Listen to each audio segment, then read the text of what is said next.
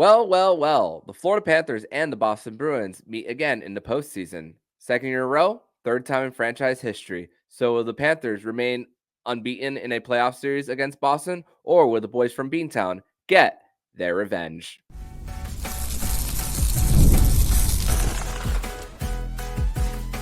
You're Locked On Panthers, your daily podcast on the Florida Panthers. Part of the Locked On Podcast Network, your team every day. All right, for the second year in a row, we've got Bruins, Panthers in the playoffs. This time it's in the second round, and very glad to be joined and to catch up with Armando Velez of Locked On Panthers. We're going to preview this podcast here for you, and let's start with key storylines. Armando, Bruins fans who didn't pay much attention to the other Atlantic series, what's the story down there with the Panthers through one round of the playoffs? Yeah, not just second year in a row, Ian. Third time in this rivalry and in the history of these two franchises that these two are facing up against each other too. Yep. So it's creating a little bit of history between the two franchises now. But biggest storyline for the Florida Panthers is really how they were able to just shut down the star players of the Tampa Bay Lightning, Nikita Kucherov, Braden Point, and doing it with their depth coming to play. Because in the beginning of the series, Ryan Lomberg got sick, and then Sam Bennett got hurt in the series too, in game 2 against Tampa Bay. So they've had to deal with a little bit of the injury bug in this series going on. I mean, it's very minor for the Panthers, but they were able to get through and get an early series, because once puck drop of game 1 happens, it'll be 6 full days off for the Panthers last time they took the ice in a game setting. They've had 2 off days, 2 practice days, off day, and they were just back at practice today for the Panthers. So they are chomping at the bit to get back on the ice. And for this time around, they're going into the series knowing who their goaltender is, versus last time around, Alex Lyon got them into the postseason, and then Bobrovsky came in game 3 and then finished off that series for the Panthers. So that's really the big storyline coming into this one for the Florida Panthers. How about on the Boston Bruins side of things? I mean, obviously, they have a very quick turnaround here between round 1 and game 1 of round 2. Game 7 just happened on Saturday night. The Bruins traveled to Florida on Sunday, so not really much practice time or anything to regroup. The big storyline, of course, from the first series was just the play of Jeremy Swayman. You mentioned the goaltending and how Florida's was a bit unsettled last season before Bobrovsky took over and ran with it all the way to the Cup final. The Bruins, of course, last year they went with the Vezina winner in Linus Ullmark and stuck with him until game 7, and after a couple rough goes in game 5 and game 6 this year, they started off with the rotation, but not to say Linus Ullmark didn't play well. He did in the loss in game 2 to the Leafs. Jeremy Swayman was unbelievable. He had a .950 save percentage against the Maple Leafs. Yeah, they were missing William Nylander for a few games. Austin Matthews clearly had something going on. But, they still had Mitch Marner in every game, John Tavares, Morgan Riley. They still have a lot of firepower, a lot more finishers than the Bruins had. And for Jeremy Swayman to have that kind of success rate, that was the biggest storyline for sure. Health-wise, the Bruins are pretty healthy. They didn't have any they just had a couple minor injuries in the first round. Depth defenseman Andrew Peeke went out. He could be back as early as game 1 against the Panthers. Danton Heinen was a bit banged up, but knock on wood, their key players were able to stay healthy, and they're gonna kind of have a problem here where they're gonna have so many healthy bodies it'll cause some lineup changes. But yeah, goaltending was a big story. Of course, for game 7, it was David Pastrnak after being called out by Jim Montgomery. What a story. Game 6, they said they need more from Pasta, and he came through in the biggest of ways in overtime. So, that's probably the biggest one as well, is just his response after being called out by the head coach. Yeah. And speaking of availability, Sam Bennett, he'll be out of game one for the Panthers against the the Panthers against the Bruins, excuse me, which Matthew Tkachuk also spoke about. This was a series that he was expecting for Yes, it to happen based I on how saw the that series is today. going. Yeah, But I wonder if he was just saying that for the just for the public, or if he would have said it if it was the other way around with the Maple Leafs winning the series. I don't know. It's just maybe a little bit of respecting your opponent, which I like yeah, out of Matthew Tkachuk too. yeah. Which he had 9 points in round one for the Panthers, and it's crazy because for the Panthers, it's weird how this all worked out with Game 82 with Boston at home Yeah. against Ottawa, and then Florida against Toronto in Game 82 on that Tuesday, April 16th. But also there's a travel benefit for both teams in actuality, which Mhm. actually really helped to home ice. It obviously is going to be a factor for both for the Panthers, especially getting this now starting Yep. in South Florida. But I mean, rest for the Panthers was big, getting these 6 days off, and I know it's a quick turnaround for the Boston Bruins, but it was still a quick trip in that round one for them too. So I True. mean, True. they're True. and Yep. how are you feeling? I want to ask you, because last year the Panthers, when they won Game 7 in Boston, they went straight to Toronto 2 days later. They're packing for 3 days. Yep. How are you feeling about the rest versus rust? Because in the Panthers side of things, they got rest in between the second round against Toronto to the Eastern Conference Final, and then up to 9 days off Yeah. in the Eastern Conference Final to the final. But that was later in the series. It's a little different this time around for them, and because you're not getting you're setting the tone in the series with your style of play and the hitting, which both teams have had multiple Mhm. high hitting games in their first round series. But how are you feeling about the rest versus rust with what the Panthers have versus the Bruins going into round two? I mean, yeah, I think the Bruins are going to come in a little tired, but like I said, they do have some reinforcements they can use if some guys are banged up. I think it kind of benefits them to come in right after this game against the Maple Leafs. The emotions are high.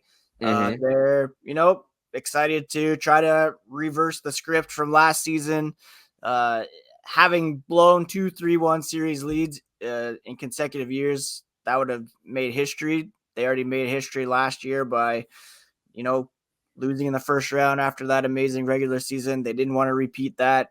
And, we'll talk about this in key stats later on, maybe, but the Bruins were 4-0 against the Panthers in the regular season. So I'm not sure they're, too worried about being overtired. I think they're going to get up for this one.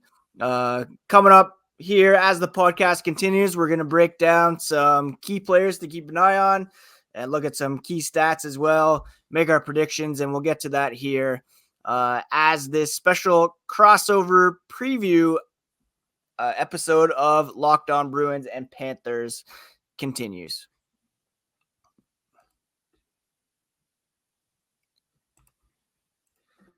All right, passion, drive, and patience. The formula for winning championships is also what keeps your ride alive. eBay Motors has everything you need to maintain your vehicle and level it up to peak performance. Superchargers, roof racks, exhaust kits, LED headlights, so much more.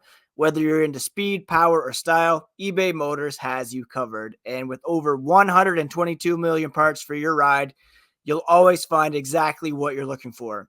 With the eBay Guaranteed Fit, your part is guaranteed to fit your ride every time or your money back, because with eBay Motors, you're burning rubber, not cash. With all the parts you need at the prices you want, it's easy to make your car the MVP and bring home huge wins. Keep your ride alive at ebaymotors.com. Eligible items only, exclusions apply, and the eBay Guaranteed Fit is available only to U.S. customers. All right, thanks so much once again for making Locked On Panthers, Locked On Bruins your part of your daily routine. Just as a reminder, you can check out the Locked On Sports Today channel, which is streaming 24/7 over on YouTube and on the Amazon Fire TV channels app. News, opinions, analysis from all over the sports world. Locked On Sports Today, part of the Locked On Podcast Network. Your team every day. And here tonight, it's Panthers Bruins game 1.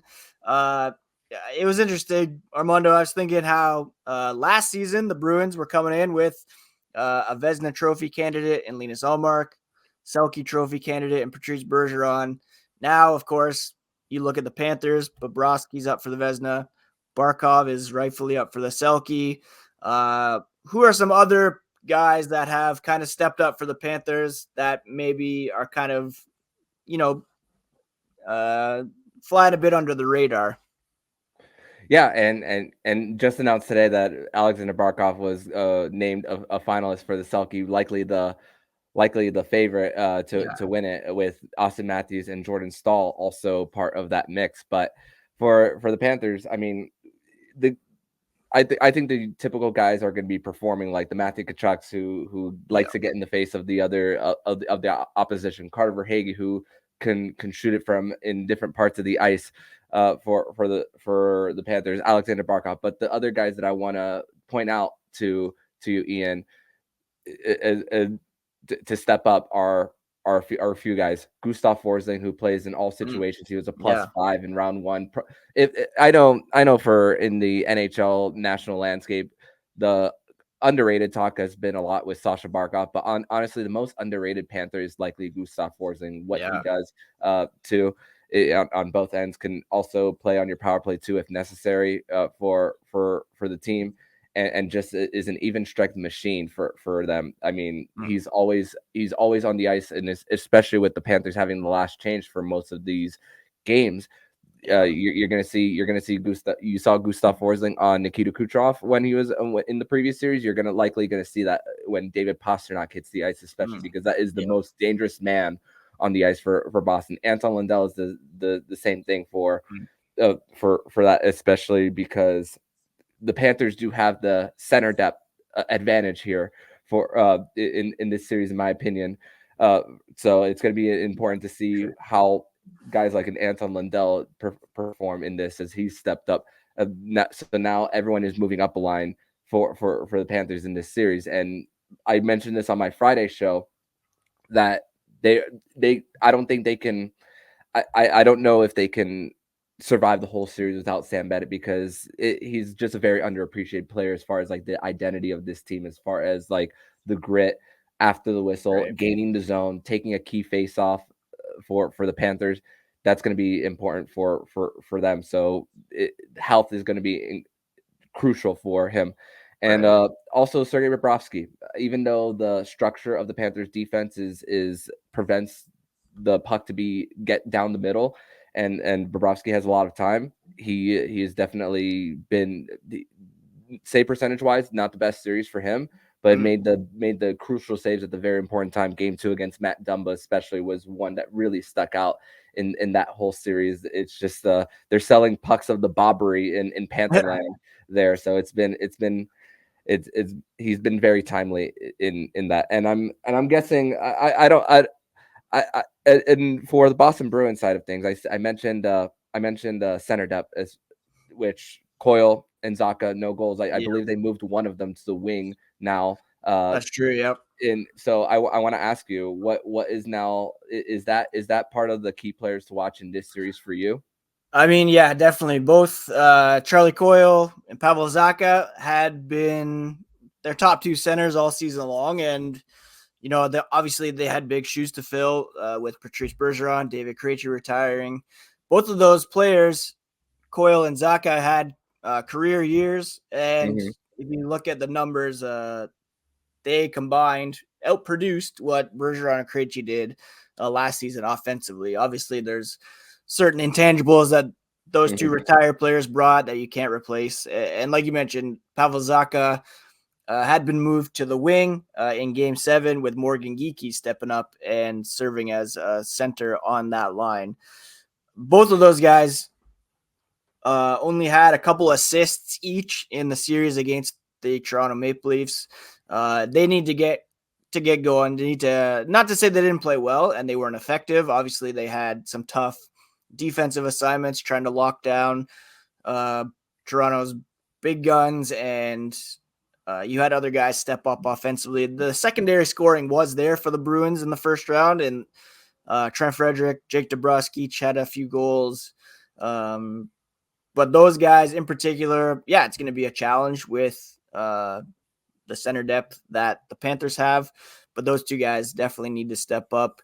I was talking to Gil Martin on the national show here on Monday as well. And I mentioned a couple younger guys who have really stepped up for the Bruins, who I think could be key players in this series. One is Mason Lohrei on the blue line, the first player ever born in the state of Louisiana to appear in the Stanley Cup playoffs. This guy is pretty fearless out there, and he's not afraid to take some big swings, some big moves. In his playoff debut, he came very close to scoring between the legs on the Leafs. Very good mobile defenseman, and he's just absolutely fearless out there. Brad Marchand compared him to himself when he came in as a rookie in 2011, just that kind of, not scared to be there, ready to embrace the role. And another guy is Justin Brazeau, who has all the tools in the world to be a goal scorer. He scored 61 goals in his last season of junior hockey, kind of bounced around the ECHL, the AHL, finally got a chance. And he was very good for the Bruins before getting injured late in the regular season. And he looked pretty dangerous in Game 7 and had a couple good opportunities. These are the kind of guys that I look at in terms of finding playoff success, kind of those you need, Armando, you need guys contributing on every single line to succeed in the playoffs. And these are the kind of sneaky players that can really chip in. So those two guys I'm looking at, obviously Brad Marchand. You mentioned Matthew Tkachuk, how he likes to mix it up. Marchand really got into it last series with Tyler Bertuzzi, Max Domi. He's ready to step up in that way. David Pastrnak, hopefully that goal in Game 7 will give him some added confidence. And Charlie McAvoy, I think, really needs to have a bit better series as well. He looks really hesitant out there, trying to maneuver the puck, set things up, just get the pucks on net, and good things will happen. So those are a few guys that I'm looking to. I wanted to ask you about Anton Lundell specifically. I think I asked you this earlier this year as well. I've got that guy in a keeper fantasy hockey league. It's a salary cap league. I know he's an RFA. If he's the kind of guy that needs to step into the top 6 to be productive, or can he chip in kind of anywhere he's playing? Middle, not necessarily on the top line, but anywhere in the middle 6, he's effective. And the fact that he's playing with the guys that he's used to in Luostarinen and Reinhart, that's definitely they know each other's games, and that goes back to 2 seasons ago. So it's definitely a group that he's definitely used to playing with. So, and it's crazy because even with the lines, going back to a few training camps ago, I mean, you see Barkov or Hagee going back all the way to 2021, and now they're back together after he was with Bennett and Tkachuk, and now Paul Maurice tried something in Game 5 when it was 0-0 of switching up the lines and putting them in a blender, not in a blender, excuse me, but just mixing them up a little bit. And then that got the spark going, and those are the same lines that continued for the Panthers going into their fair share of practices right before this. So the signs always indicated that Lundell was going to be playing in the second line to at least start the series. So it's going to be interesting how the lines are going to look once he does return, because we've seen Evan Rodriguez play in the top line, Tarasenko too. So it's mostly. For the Panthers, they see it as 2 top lines. Just you got to put 1 and 2 to it. So, and Lundell, the way he's stepped up, being better on the pucks, supporting his teammates, he's making a case for a decent enough bridge deal coming up this summer. And before we get to some stats, predictions, remind me, did the Panthers make any significant additions prior to the trade deadline? I'm trying to remember. Vladimir Tarasenko and Kyle Okposo. Those are the two. Those are the 2 ones that that the Panthers added. And Kyle Okposo, he was part of a few big goals in Game 3 where they battled for the puck, got it to the point, and then they scored a goal. And same thing with Steven Lawrence too, which they traded in the offseason. He not a trade deadline, but he was an offseason acquisition for Anthony Duclair, and he stepped up big. One of the nicest guys out there that you'll find too. For Steven Lawrence. So you got to be definitely happy for him in his career, because his hockey career goes all the way back to the ECHL, even though it wasn't the Panthers affiliate at the time. But also, by the way, you mentioned Mason Lohrei and state of Louisiana. Shout out to formerly the New Orleans Brass of the ECHL from when they existed. So maybe a little bit of hockey influence there for Mason Lohrei in his career. But so those are some of the big additions that the Panthers had for them. And Vladimir Tarasenko, he scored on the power play in I believe it was game 1 or 2, one of the home games early. So, and special teams, which let's discuss special teams in second number 3. Let's continue that conversation there. But before we did move on, I did want to mention Pat Maroon, Big Rig. He was a big influential voice for the Bruins in the first round. He was one of their big acquisitions. But shout out to Kevin Shattenkirk, who was signed in the offseason, who apparently came through big with the speech prior to Game 7, getting the guys to embrace the moment. Some veterans. It's always interesting to see those kind of veteran guys who step in, and Okposo, Tarasenko, Maroon, Shattenkirk among them. Coming up, we're going to discuss some key stats, probably look at some special teams, make our series predictions, and we'll discuss all that here as this preview episode continues.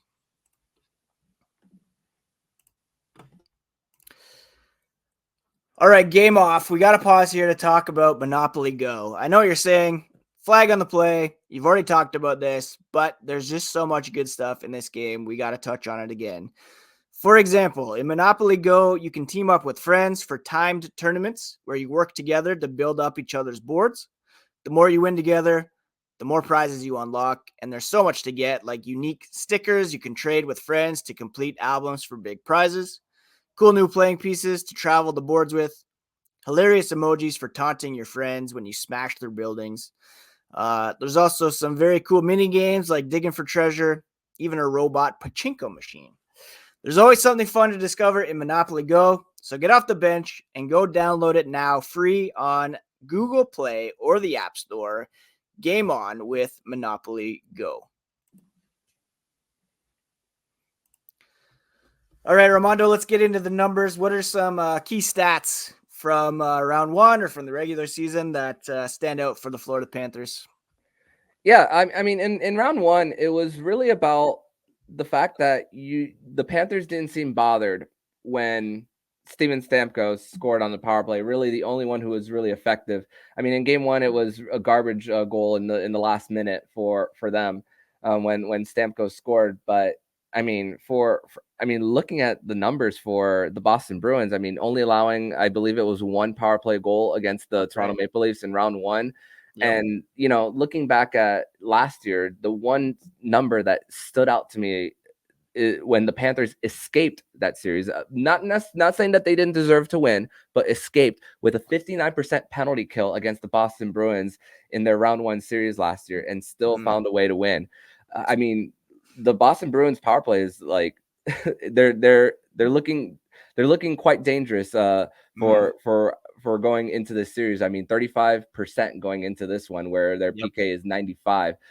But the Panthers, I mean, their 5-on-5 play has just been phenomenal. They're +4. And looking at Boston, I'm looking at it right now, -1 at 5-on-5. But the difference, I mean, and thankfully for the Bruins, they didn't waste a great Jeremy Swayman series. That's the thing. That's something I'm taking the words out of Ray Ferraro from the ABC broadcast. They didn't waste a great performance by them. So I believe for on the Boston Bruins side of thing, 5-on-5 scoring is definitely going to be something keying in that they have to key in for them. We know what Pasternak can do. I mean, Marchand, who would have thought that 10 plus years ago when he first made the Stanley Cup final in the early 2010s, and all the suspension that he had, that he would just not only be the captain but take the lead for Boston in 2024 too. So 5-on-5 play is definitely going to be that sticks out to me for the Panthers, because they were okay on both ends of special teams. I mean, you definitely, I want to see more out of Sam Reinhart. 3 goals, no assists, but I want to see more on special teams for him. So that's one that for me, I think is going to be the difference maker as far as like if it's going to help the Panthers ultimately win the series, because I said that the Panthers had probably the forward advantage. Boston might have a slight advantage as far in blue line for them. I mean, we see Nico Mikkola jump into the rush sometimes, and too much of an aggressive pinch. Sometimes we see Kulikov deliver a little bit of a pizza. OEL, we know he's an offensive defenseman too, but the goaltending, I think it's a push for these two. I mean, the good thing for the Florida Panthers, they only got to see probably one goaltender. You can't play both of them. Probably, yeah. Jim Montgomery definitely learned from last year and knowing when to make the switch. But it looks like that it's going to be both teams are going to go into this with one guy, and that's really with the difference between these two series. So I think I think special teams is really going to make a big difference this time around. Yeah, I totally agree. I mean, you mentioned the Bruins special team stats. They hadn't been playing very well on the power play to end the regular season. That's one of the reasons why they dropped back in the standings, but they were great at key moments against the Maple Leafs. Only the Edmonton Oilers had a better penalty kill in round 1. They didn't allow a power play goal against the Kings, I believe. And while the Bruins, they struggled to score 5-on-5. I think their shooting percentage was like 6.67. Thankfully, Toronto's was a bit less at 6.59. That's a lot of shots. Yeah, exactly. So, I think it will come down to goaltending. You mentioned the game 1 starters. We know the only way Linus Ullmark gets in this series is if Jeremy Swayman gives up 5 in a game, maybe, and I don't see that happening at this time, but you never know what's going to happen. The one stat that jumps out to me as well, I mentioned it earlier, is that the regular season record between these two teams.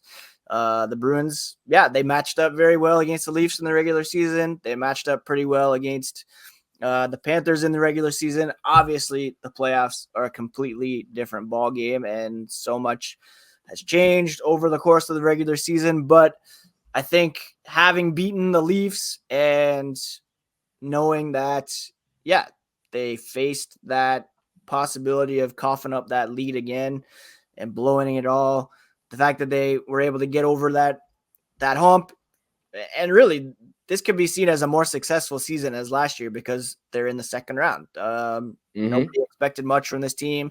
It's a transition year. They're kind of playing with house money. I think even if they lose to Florida, it will still be seen as a positive step forward in this transition year. And the fact that they played very well against the Panthers in the regular season could give them a bit more of a boost as well. When it comes to picking a winner, how long do you think this series is going to go, Armando, and who do you think is going to come out on top? It's funny because when you look at every single game that the Florida Panthers played against the Boston Bruins, every single game was close. 2 overtime losses for them. Just discussing the Bruins as observing them all, and the different, and for the Panthers, I mean, when it gets to overtime, they don't lose. They right now they're 11 straight wins in overtime, going all the way back to the last time they lost in overtime was in 2016 in Game 6 against the New York Islanders, the famous Trocheck was tripped game. Right. And it's crazy because there was a lot of and for the one game that was fairly close for the Panthers, where they just blew a lead at home on the 26th. I mean, it was a low event game, 21 and 21 on shots on goal for both teams. I mean, for in this series, I think it's going to be ugly. I think it's going to be low scoring. I think we're going to see 1-0, 2-1 games. It's going to be, you're really gonna fight for that greasy goal, a lucky bounce that might need to go your way for them. Yeah. But for the Panthers, I mean, 5-on-5, they versus what we saw with 3-on-3 overtime this season. I think the Panthers really do have that advantage for them over the Boston Bruins, and the center depth for them, Barkov, possibly Bennett back, Lundell. I think it's just a big mismatch that the Panthers are. I believe they are gonna really that they have that advantage in. So I think for this series, I think that the Panthers are going to win this one in 7. They're going to clinch it at home. Last year, my prediction was Bruins in 5, but like I was happy to be wrong close. there. Almost happened, yeah. But hey, I mean, hey, look at this. It's funny because the Bruins and the Panthers both had big saves towards the end of their games. That their Bobrovsky's came in against Marchand in Game 5, and Swayman's came in Game 7 right before overtime. So yeah, true. Hey, who knows what kind of a storybook ending it could be for either side of this for both teams. But I'm gonna say Panthers in 7. They're gonna win this at home, and I think that the Panthers are gonna make their second straight Eastern Conference final. How about you? I mean, that's very possible, very realistic. I think the only way the Bruins are able to win this series is if Swayman continues to play like he has, and if those two centers who I mentioned earlier, Coyle, Zaka, show up and contribute offensively. I mean, there's a reason why the Panthers went to the Eastern Conference Finals last year. There's a reason why they finished first in the Atlantic. This is a very good team, and I've said this a lot lately that, this is a very good squad that is built to contend for the Stanley Cup. My head and my heart kind of going back and forth. My heart, I want to say Bruins in 7. Just I think it could go the distance, like you mentioned. I'm probably leaning to more towards Panthers in 6. I just think they're a better team. They're deeper up front, and yeah.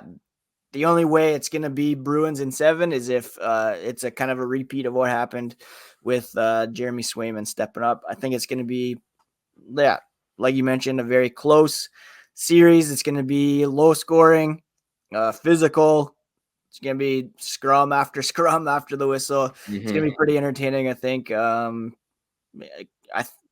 do feel the Bruins have a chance. I think according to Money Puck, it's like a 66% chance in favor of the Panthers at the moment. But the way Swayman's been playing, I wouldn't count them out by any stretch. It's going to be a good long series, I think. And may the better team win. There's no shame in losing to a contender like the Panthers. It would have been a lot tougher if the Bruins ended their season losing to a pretender like the Toronto Maple Leafs, for sure. Armando, always great to catch up and chat. Where can people find Locked On Panthers and your coverage of this team? They can follow me on X at Monoman12. Follow the show account on X and Instagram at @LO_FLA Panthers. And yeah, they'll be seeing my live tweets all throughout the games and me cutting a little bit of video from media and YouTube shorts as far as post-game stuff. And of course, post-game shows and they can follow me there. How about for my audience, where can they find you online? The podcast is Locked On Boston Bruins at Locked NHL Bruins on X and Instagram. People can find me at Ian C. McLaren. And be posting shorts after every game, any breaking news updates, and definitely looking forward to this series. Armando, may the better team win. And any parting shots? Best of luck, my friend. Yeah, you as well. Always good to catch up. And let's just hope it's a good, long, fair, clean series. And go teams. All right, Armando, take care, and we'll catch up sometime in the future, I'm sure. Thank you.